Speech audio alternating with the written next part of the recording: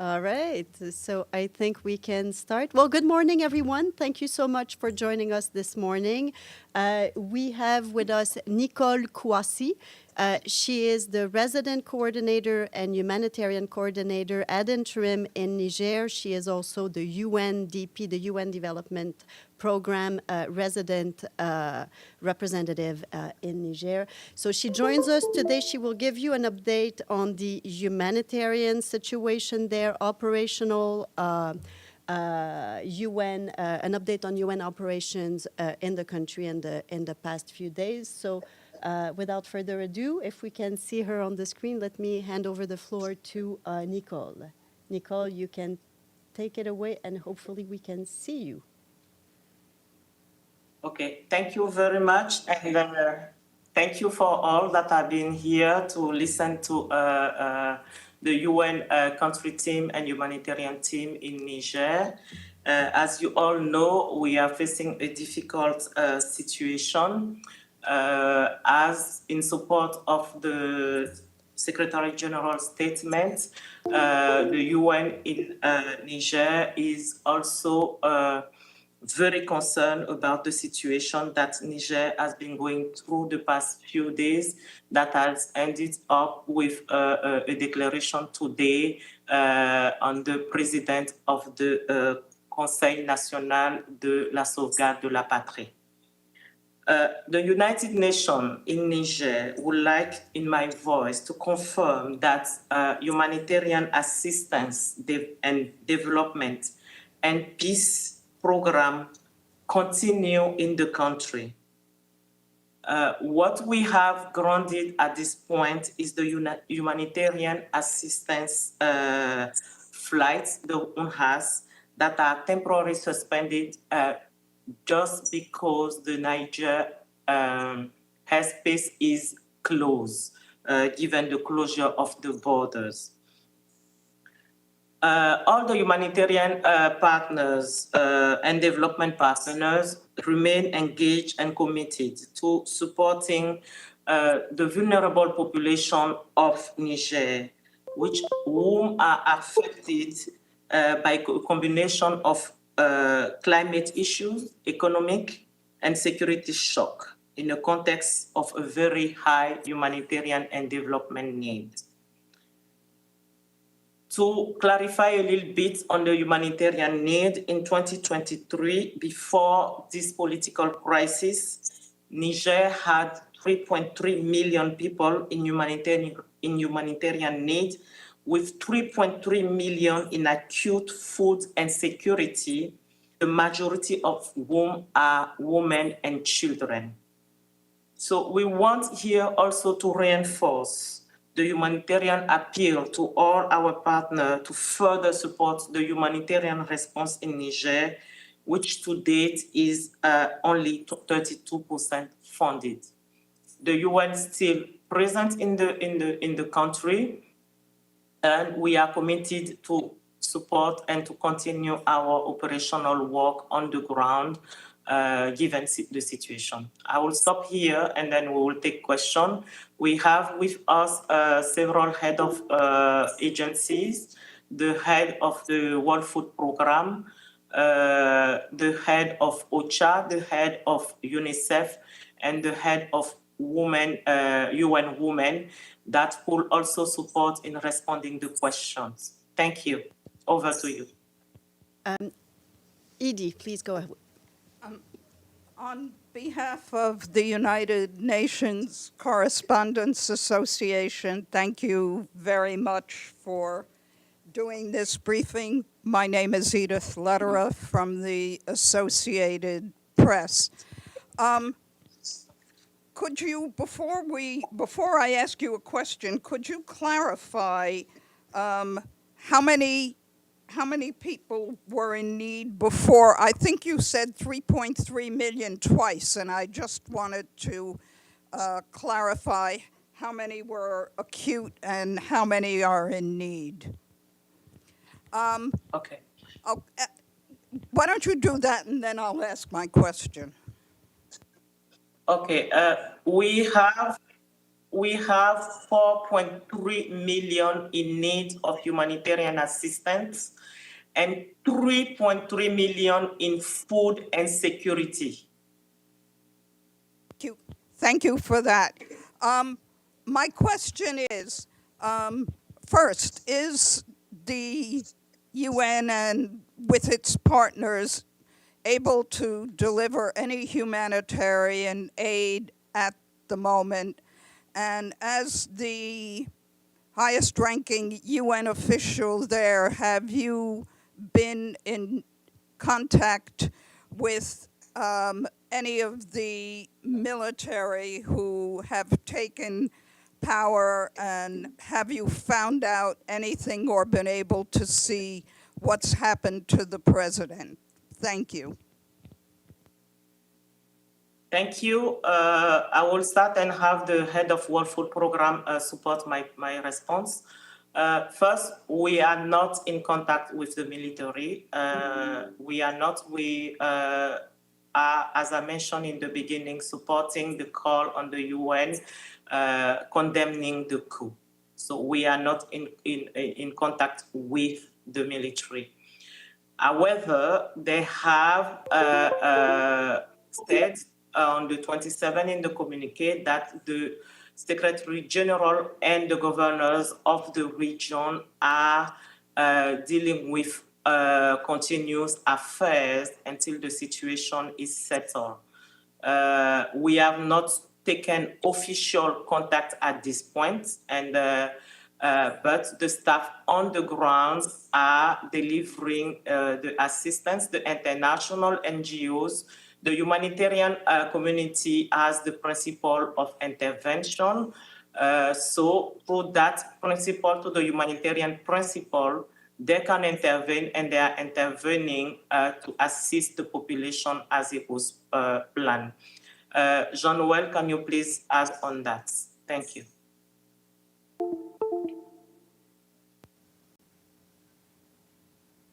Nicole, can you please repeat the question? We had a connection problem here. Okay. Ma'am, can you please how are we ensuring humanitarian assistance currently on the ground? Right. Is humanitarian aid being delivered as we speak, or, I mean, since the military intervention? Yeah, so this is Jean-Noel Gentil again from WFP. Yeah, okay, go ahead. Perfect. Hope you can see me and you can hear me. The humanitarian response continues on the ground and has never stopped, actually, since the events occurred in Niger. So we are able to access vulnerable areas and vulnerable populations in Niger. As far as WFP is concerned, we are providing cash assistance and food assistance, and we are assessing the situation continuously to ensure that access is possible, that the UN staff, WFP staff are in security, and also that our partners are in security. This is only if security is an issue that we will temporarily, possibly, suspend certain operations in certain areas, but this is not currently the case in the territory. Over. Yes, Celia. Thank you, Celia Davaren from Africa Confidential. I'd like to know if you saw any warning signs that the situation was deteriorating and that the military were about to take over. And have you seen any people from Wagner?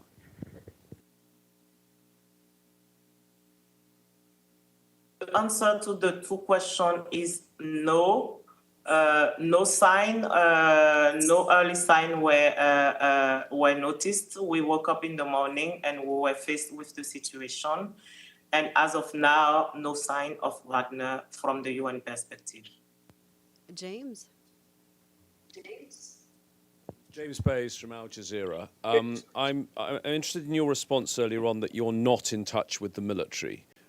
Is that because some other part of the UN is in touch with the military? Because it seems pretty clear the UN should be talking and finding out what's going on and relaying what we heard from the Secretary General in this room 24 hours ago, that he very strongly opposes this coup and wants the president to be released. I mean, I assume someone from the UN must be talking, are they not, to the military?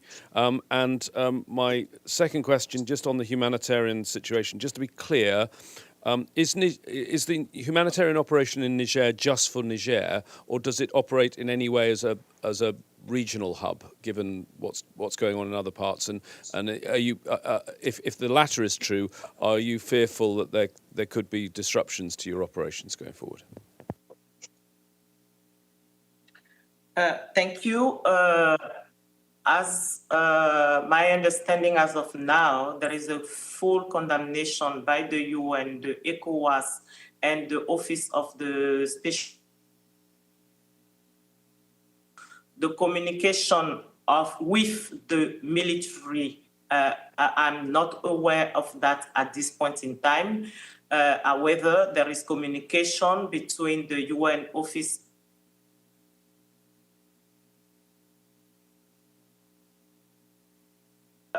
in terms of trying to follow the negotiations that are going on.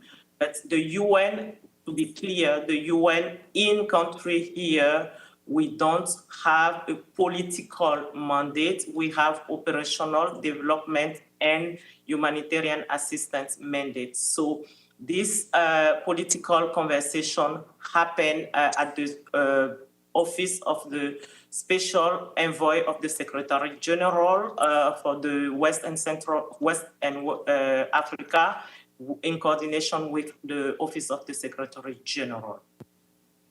The second part of the question related to regional versus Niger humanitarian assistance. The humanitarian appeal and response plan are individual to countries. However, given the closure of the borders, which we hope will not go past the date that the army has put at this point, we can have an impact on the supply chain of the food assistance and other assistance. But the humanitarian response plan is country-based. If Jean-Noël wants to add on that, go ahead. Okay, I will add on that because WFP recently established a logistics hub in Niamey to serve as a transit point to hard-to-reach areas of neighboring countries, either Burkina Faso and Mali, which are inaccessible through other routes, apart from routes through Niger. WFP must ensure the continued supply of food and nutrition items to these locations, and Niger was found as a pertinent road before the coup and before the closure of the borders.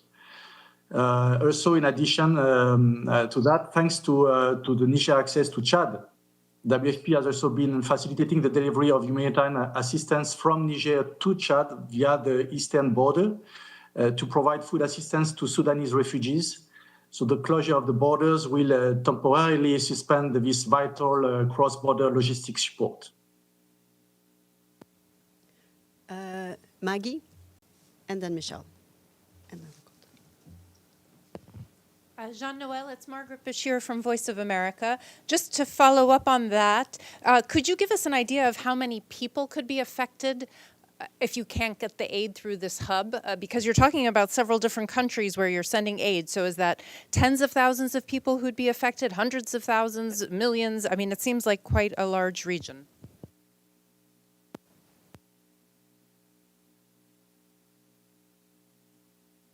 Niger is not the only route to provide these countries. I don't have the exact number of people who are going to be affected if this road is closed for a short or longer term period, but it is going definitely to have an impact. But WFP is already working on alternative routes to these countries, for instance, through Cameroon, Nigeria, for the Sudanese response, and other alternatives as well as far as Burkina Faso is concerned. Over to you. Michelle. Thank you. Michelle Nichols from Reuters. Just a couple of quick questions. Thanks for the briefing. Are you aware of where the president is at the moment?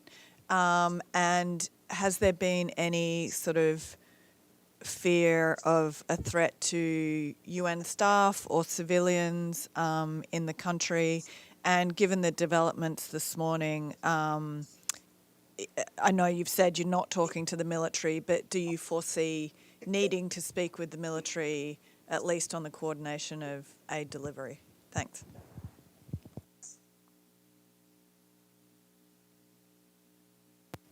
Sorry, can you please repeat? I missed your question. Sorry. That's okay. It was, do you know where the president might be at the moment?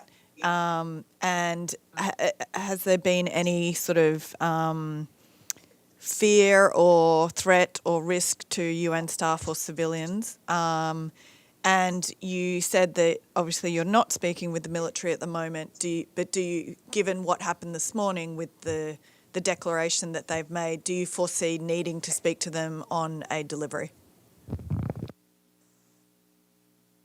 Thank you. Concerning the president's information we have from our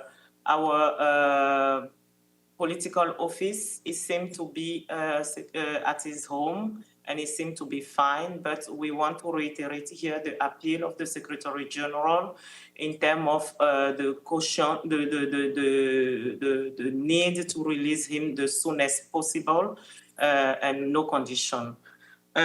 Fear for staff, for now, all our staff are accounted for. The situation in the country is quite calm, and we are monitoring all the positions. So we have a clear head count, and we are monitoring the situation of the staff.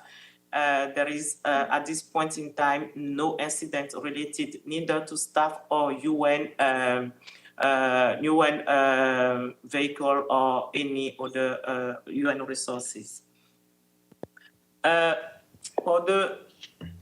terms of the population, we are going into town. The city seems calm from our security, the UN security office and decks that we have.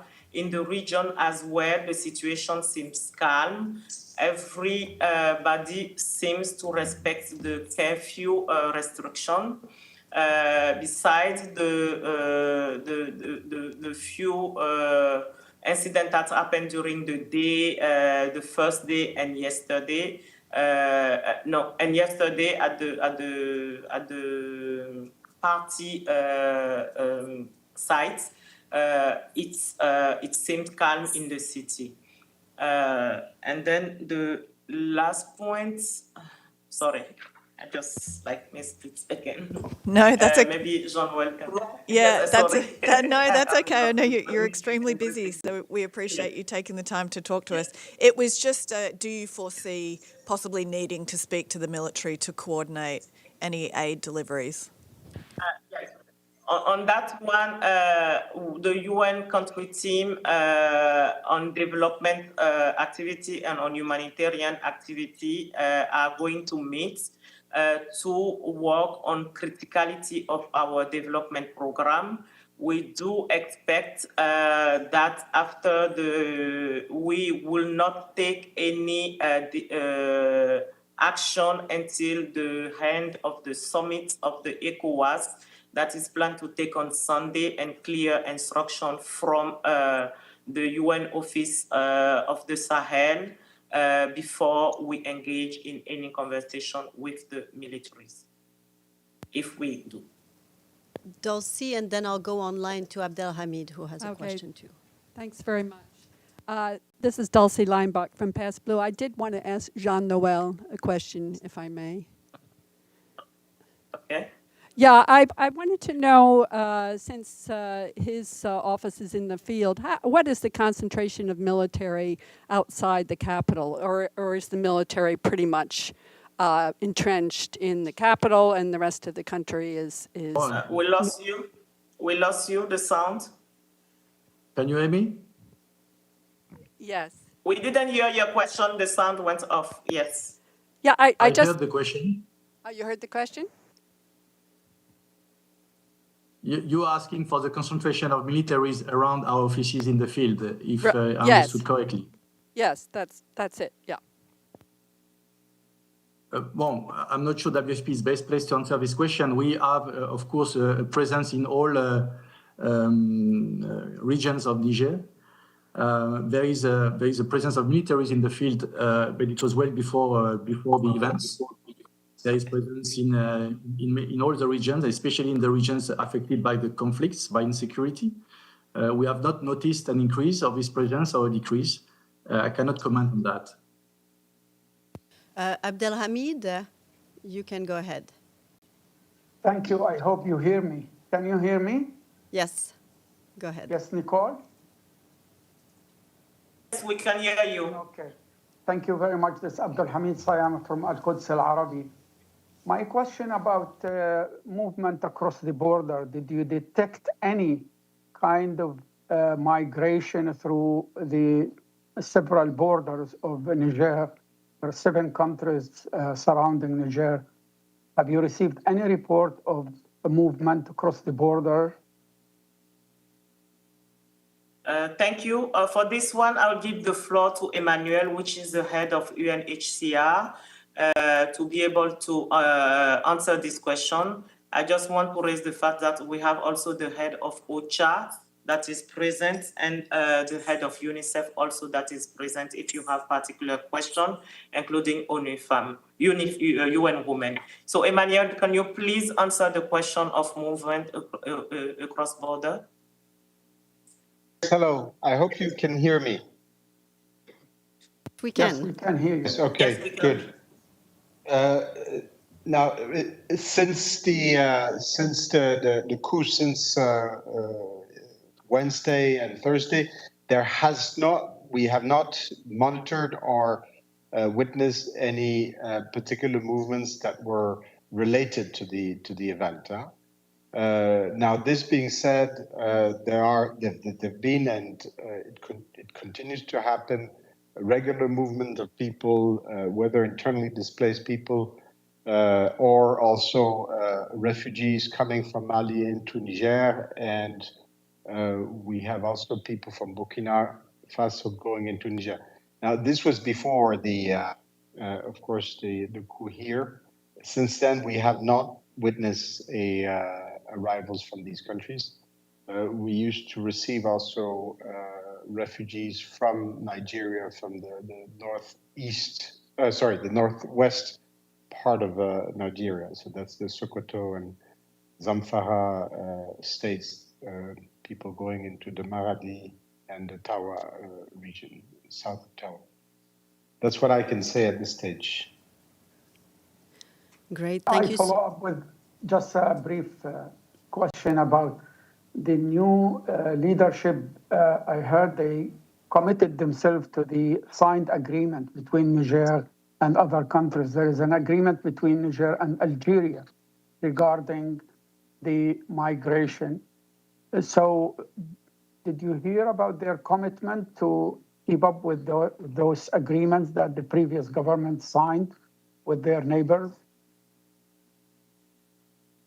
I know that there is an agreement between Algeria and Niger on receiving their own nationals who are in an irregular situation in Algeria back to Niger. There's been no statement since the coup about this, but maybe Nicole could comment on this, because I know that there were general statements about maintaining, but that was overall, it was not specifically with Algeria, existing agreements with countries either in the region or elsewhere. No. But maybe Nicole. No, we don't have any information. As I say, all we have is that the Secretary General of line ministries and the governors can function as usual, but we don't have any information on any instrument that was signed before by the former government. As of now, I think if this has to come, we will see how it evolves. If not, thank you so much, Nicole. And did we hear someone? No. Huh? And thank you so much to our other UN colleagues who joined you this morning, who took time to come and speak to reporters here. Thank you so much. We're with you. We're thinking of all of you. And we'll be in touch very soon, I'm sure. Thank you so much, everyone.